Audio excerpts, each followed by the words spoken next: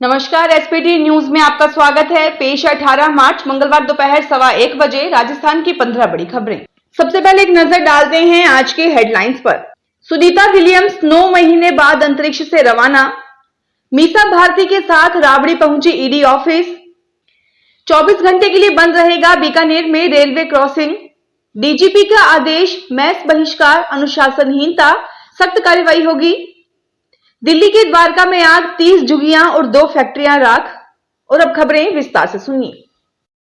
अंतरिक्ष में फंसे एस्ट्रोनॉट सुनीता विलियम्स और बुच विल्मोर 9 महीने 13 दिन बाद पृथ्वी पर लौट रहे हैं। उनके साथ इंटरनेशनल स्पेस स्टेशन में मौजूद क्रू 9 के 2 और एस्ट्रोनॉट निक हैग और अलेक्सांद्र गोर्बुनोव भी आज 18 मार्च को स्पेस स्टेशन से रवाना हुए। चारों एस्ट्रोनॉट के ड्रैगन स्पेसक्राफ्ट में सवार होने के बाद सुबह 8:35 पर इस स्पेसक्राफ्ट का हैच यानी दरवाजा बंद हुआ और 10:35 पर स्पेसक्राफ्ट इंटरनेशनल स्पेस स्टेशन से अलग हुआ। ये कल 19 मार्च को सुबह लगभग 3:27 पर फ्लोरिडा के तट पर लैंड होगा। जमीन के बदले नौकरी मामले में ईडी दफ्तर में आज राबड़ी देवी से पूछताछ होगी। पूर्व सीएम राबड़ी देवी ईडी दफ्तर पहुंच गई हैं। उनके साथ मीसा भारती भी मौजूद हैं। दोनों एक ही गाड़ी में ईडी दफ्तर पहुंची हैं। इनके साथ ही आरजेडी सुप्रीमो लालू यादव के बड़े बेटे तेज प्रताप यादव को समन जारी किया है। दोपहर के बाद तेज प्रताप यादव भी ईडी दफ्तर पहुंचेंगे। पहली बार जमीन के बदले नौकरी मामले में पूछताछ के लिए तेज प्रताप को बुलाया गया है।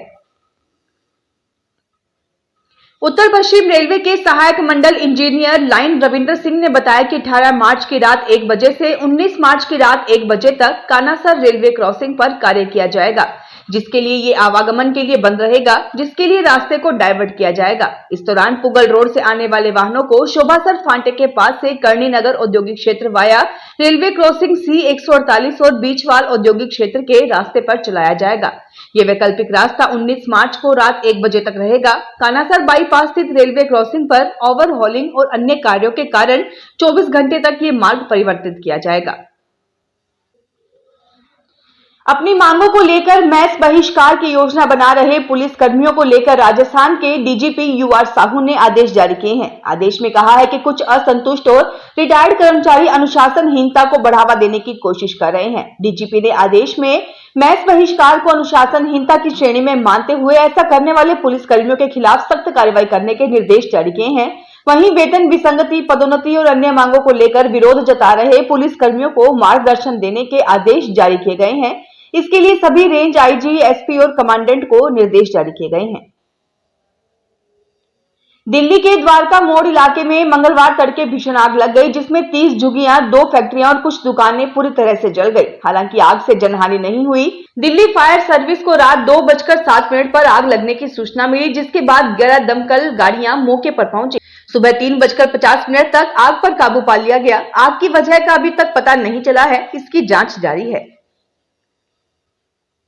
राजस्थान रॉयल्स ने राइजिंग राजस्थान में सरकार से 10,000 करोड़ रुपए का MOU किया था।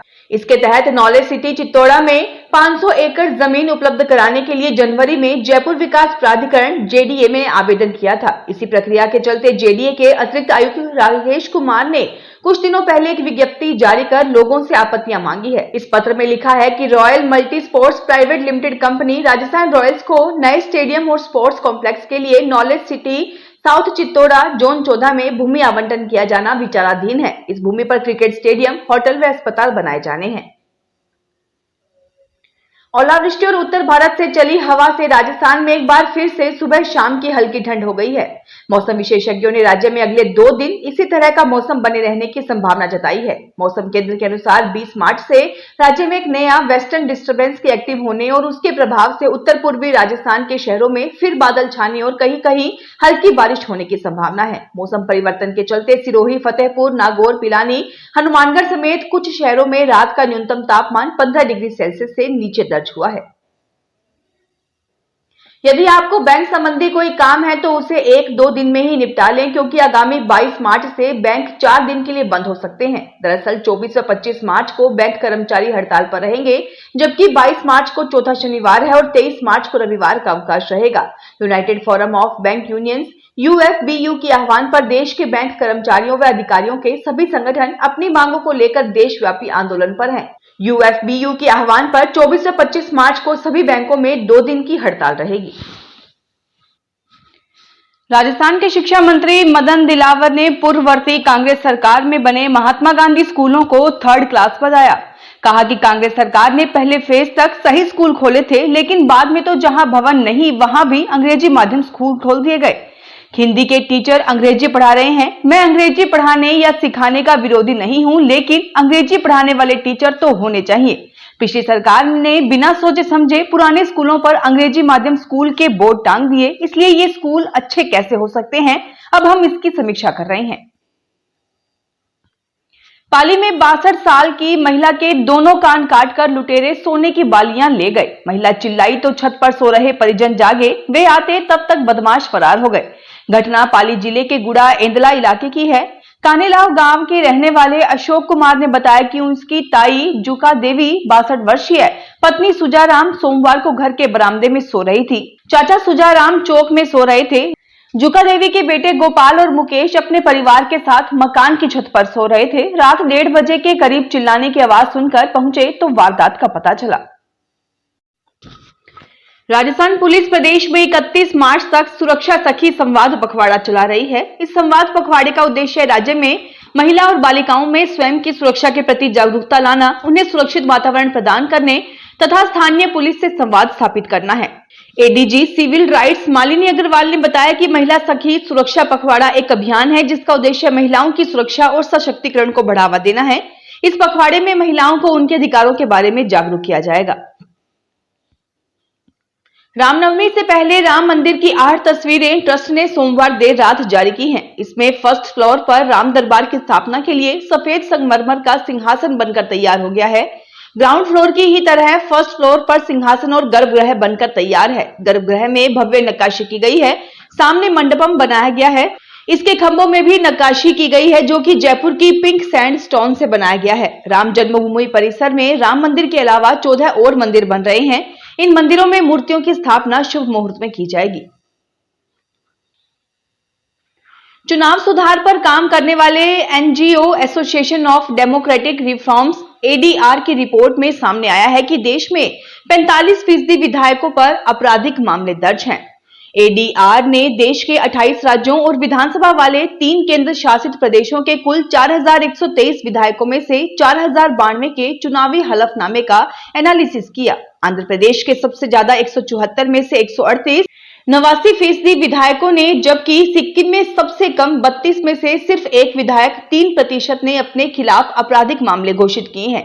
रिपोर्ट से पता चला कि 1861 विधायकों ने अपने खिलाफ आपराधिक मामले दर्ज होने की घोषणा की है। एक्ट्रेस और पॉलिटिशियन हेमा मालिनी के खिलाफ सोमवार को धार्मिक भावनाएं आहत करने पर शिकायत दर्ज हुई है। हाल ही में एक्ट्रेस पुरी जगन्नाथ मंदिर दर्शन करने पहुंची थी।